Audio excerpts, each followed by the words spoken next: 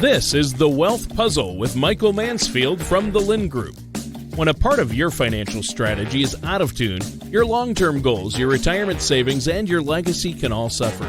With many years of experience in the financial industry, Michael provides his clients and prospects with the information they need regarding Social Security, retirement income planning, wealth management, and much more.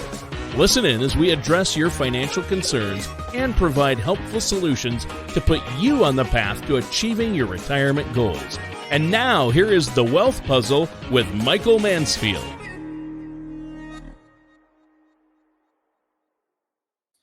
Hey everybody, thanks for tuning in to The Wealth Puzzle. This is Mike Mansfield and Tana Pennington.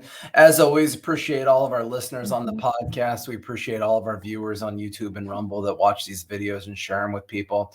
We appreciate all of the feedback that we get, even when it's negative. I did get kind of a mean email last week that Tana and I were looking at about they didn't appreciate us, I guess, talking about the Fortune magazine, right? Putting Powell on the cover of being the king of recessions. They didn't think that was fair, but that's okay. Like I said, we appreciate all the feedback. If you have questions, if you have concerns, if you have curiosities, just call us, 805-500-7035. Visit our main website, thelindgroup.com. Lind is L-Y-N-D. But hey, last week, Tana and I in our shows, we were talking about kind of the outlook of 2023, those three case scenarios. The one scenario is the Fed's a genius. They engineer this soft landing. I'm going to give two thumbs down to that idea, probably. It's a very adorable, cute idea, but you know what? The government spent so much money, did so many stupid things when it comes to responses to COVID and what happened in our economy. And we're paying the bill right now. And so the recession is coming. The debate of the day is, what does the recession look like? Is it a expected run-of-the-mill boring recession, generally declining economics all over the place? Is it met with stagflation, where inflation stays high and everything gets crazy? Or is it a cataclysmic nightmare of doom, Tana? I don't know. You know, well, we all need to pack up our wagons and move to Texas. Hopefully not. Tana, Hopefully not the latter. We fall into the ocean because things get so bad. I'm hoping for the soft landing. Well, I've been thinking about Pioneers lately because my daughter a couple weeks ago had scarlet fever, which, you know, that is not heard of. Very pioneer-esque of us. Right? It's so unusual. Anyway, she's fine. Yeah, I'm glad she's doing well. So today, down to business, we're talking about the Secure Act. So a couple weeks ago, the Congress passed the omnibus spending bill, a $1.7 trillion spending package.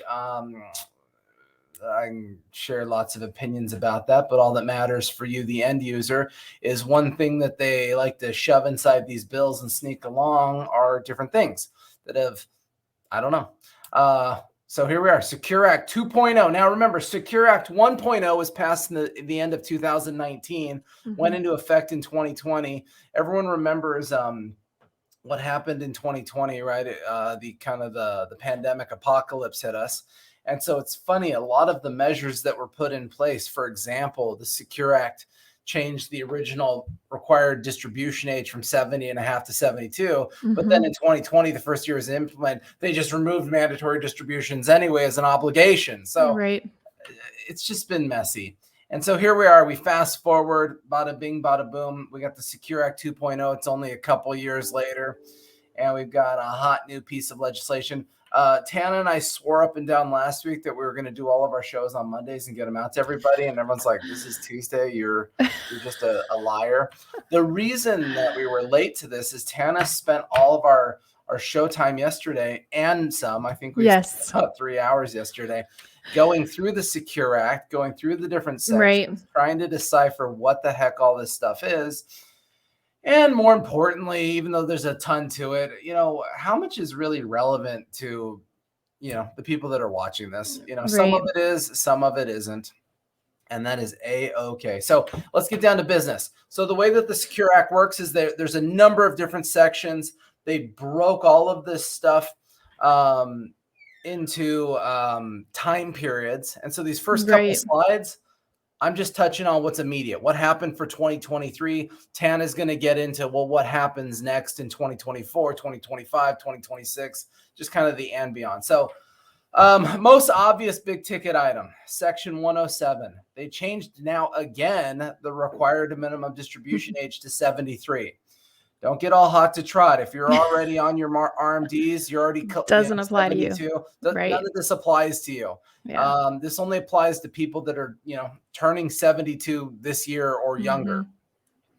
All of a sudden, it's 73. Now, then what they did so that they don't have to create more laws is they added a little caveat on here that you can see on the screen that at age 75, the mandatory distribution age, in 2033, the mandatory distribution age will tick up to 75. So they're trying to get these longevity adjustments in there automatically. By the way, who came up with 70 and a half, the original one? I know that one was always interesting to calculate. It's interesting to calculate it, but it's also even more complicated than that. An RMD isn't technically like age 73, like it says here. It's the April of the year following the year 73. And then on top of it, though, if you follow the textbook rule, you got to take another mandatory same calendar year. So you got 2 in the first year. It's a mess. You might as well take it earlier. Woo! Definitely. What we do. So kind of our street rule here at the Lynn Group is we take your mandatory distribution starting the year you turn the age that it's called for. So unless you're already on them, now the year you turn 73. And it was interesting because we had a number of clients turning 72 this year, and we had already planned out income distributions of how we were going to deal with everything. And they're like, oh, the rules changed. We just pulled the little rug. Yeah. All right. Section 302, mandatory distribution penalty reduction. So the mandatory distribution penalty was one of the highest penalized items with the IRS. And it said that if you chose not to take a mandatory distribution, you did not take enough mandatory distribution, you forgot to take your mandatory distribution, whatever the excuse was that you had why it didn't happen, there was an immediate, harsh, rude, offensive 50% penalty. They have dropped that penalty now down to 25%. And I think it has something to do with being mean to old people, right? They're like, dude, man, that's brutal. You have somebody who maybe wasn't feeling well or doesn't understand the rules that, maybe they're even unfortunately cognitively declining or something has evolved. We're hassling these people pretty hard. So they dropped it to 25%. And then they added a further caveat. And they said, if you correct your mandatory distribution failure to comply, we'll say, they'll drop the penalty to 10% if done timely. Our interpretation of that meant within 2 years. Whatever. Section 604. If you are still working, obviously it doesn't apply to all of our clients here, but if you're still working, you have the ability to take an employer's matching contribution to your retirement account inside of a Roth bucket instead of the traditional bucket. The caveat on why this never happened before was because it's taxed to you. And if you're not understanding the rules and they're creating more taxation, that becomes problematic. So the process here now says, the employer, you have to tell the employer you want your employer matches to your retirement account to be in the Roth, acknowledging that you're going to pay tax on that money, but now it's going tax-free. All right. Immediate for 2023 is also section 326. This is one of those 10% penalty rules out of your retirement account. So Tan is going to cover some other ones that are going to be available in the future. But the immediate one is if you are under 59 and a half and you were diagnosed with a terminal illness, that's not good, but you don't have to pay a 10% penalty to take your money out for your own care and well-being. Section 118, you can create SEP IRAs for nannies. That's what they call it in there. It sounds silly, but what it means is if you have domestic employees, personal employees in your house and stuff like that, you can actually open a SEP IRA on their behalf and fund it for them. I can't think of anyone that's going to apply to. Moving on, section 118, SEP. Oh, I apologize. I put it twice because I'm a monster. The section 103 and 104, saver credit modifications. So now there's this new thing for lower income people. So if you're single making $35,000 or less, or you're married making $71,000 or less, and you put $2,000 into a retirement account, your employer will do an automatic 50% match of $1,000. Once again, who and how this applies, I don't know. but we just want to bring you the facts of all Yeah. of this fancy legislation that you've elected your public officials to come up with for you. There's income caps on that one. Yeah. The Section 201 allows for a much broader range of employers, allowing for different types of annuities inside of your retirement account. So historically, that's been very problematic with IRSA rules on what's a security, what's insurance, a bunch of goofy stuff. So this just is a little more broad sweeping, that annuities are allowed in retirement accounts. I always find this interesting because there is a stigma with annuities, because there's lots of different types of annuities: variable annuities, fixed annuities, indexed annuities, hybrid annuities, immediate annuities, deferred annuities, QLACs, QUALACs. I mean, there's all these different kinds of goofy annuities. And when you think about the stigma, anytime the government gets behind it, you kind of wonder about that. Like, you have to kind of question the validity of the stigma. If it's a much more formalized asset, what is the benefit here for you?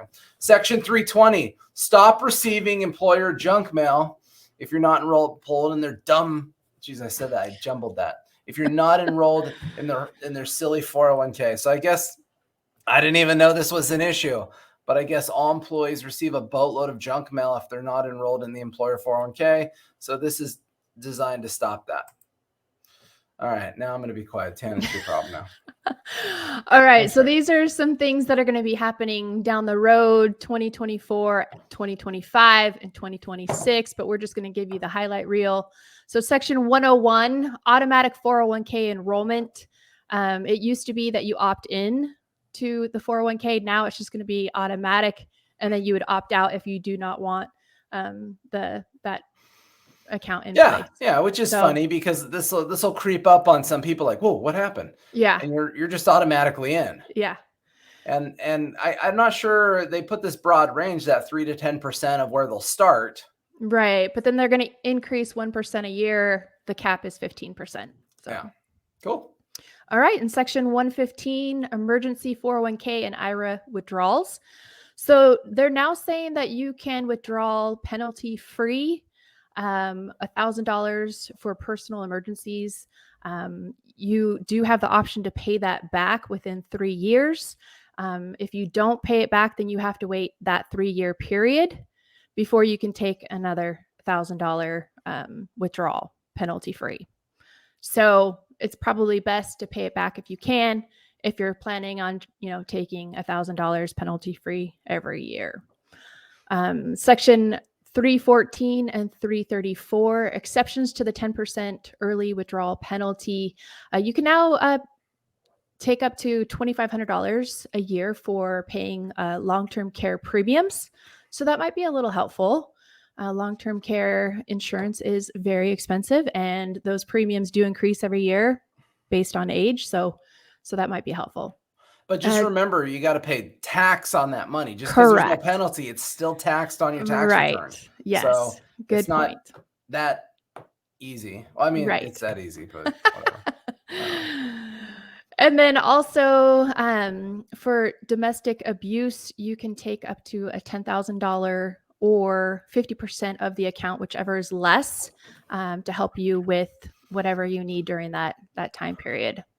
Unfortunately, abuse stuff. Yeah, well, that would be terrible. But all right, in Section 108, that IRA $1,000 catch-up contribution is now adjusted for inflation. So that's anyone that's thank goodness. How weird is that? These rules drive me nuts, Tana. The fact that you can park the better part of 30 grand in a 401k. Right. But when it comes to your IRA, you can only put 7 grand. Not enough. Well, just because you work for an employer versus working independently or something. Yeah, that is frustrating. I totally get kooky. it. And then Section 109, the 401 catch-up contribution, now $10,000 for ages 60 through 63. So giving you a much larger opportunity to put away money for retirement.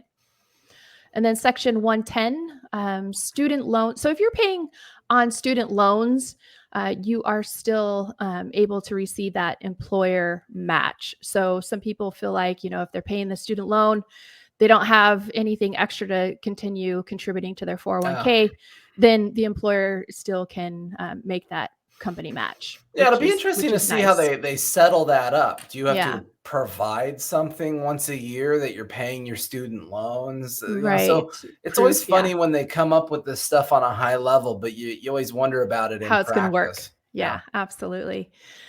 And then section 116, the simple IRA matching, that's 10% of income or 5,000, whichever is less. Can't think of anyone that's going to apply to. That right now. not I with mean, the, yeah, I not mean, our clients, simple but IRAs are yeah. very rarely used in small businesses as an Very true. employment 401k alternative. But Yeah. if it applies to you, woohoo! And then section 325. So the Roth 401k RMD has been eliminated. So usual Roth, traditional Roth IRAs have never had an RMD, but there is that one 401k Roth component that you may have had to take an RMD on. Yeah. It has now been eliminated. So now it is a true statement. No Roths require an RMD, even in a 401k employer plan. Section 126, the 529, those college savings accounts are eligible for rollovers to a Roth IRA. The account has to have been open for 15 years, and there is a cap on the amount. It's $35,000. Yeah, the one thing that wasn't clear that still needs to be probably sorted out is who can you roll the money over to? Do you keep it in the parent's name as the custodian? Right, that's a good Do point. you roll it into the kid's name? So a little bit of vagueness there on how it is, but I mean that could be a very kind of funny, clever way for an adult to if you had 15 kids to come up with some 15. extra Roth money. On your funding limits. Right. Section 303. I like this one just because I work with clients daily, and some of them have had, old employer accounts. They can't remember, where they're at, who's the custodian. So they're going to create a database online where you can search for, lost accounts that you can't remember where they are now because you're not receiving a statement, or if you do, it's very vague. So I think this is really nice. I think I'll be utilizing that. Woohoo! Well, there you have it. There's the gist of the Secure Act 2.0. Big ticket item, just looking at some of that, is probably like the mandatory distribution rules, because we do a lot of cash flow planning here at the Lynn Group. And so that those timing things will always impact stuff. Right. Obviously, in the sake of tax efficiency, we'll be deciding when is appropriate for people to take mandatory distributions. It might still be earlier than waiting till 73 or something like that. Mm-hmm. But if you have any questions about the Secure Act, your income plans, all of your fun stuff, like I said, give us a call, 805-500-7035. Come to our website, check us out, let us know what you need. Otherwise, as usual, this was a short and brief show. There was not a lot of silly business. Mm-mm. We weren't mean to Powell, so Nope. hopefully viewers are happier this week that we didn't point the blame finger at anyone. And everyone have a great week. We'll be back next week. Toodaloo.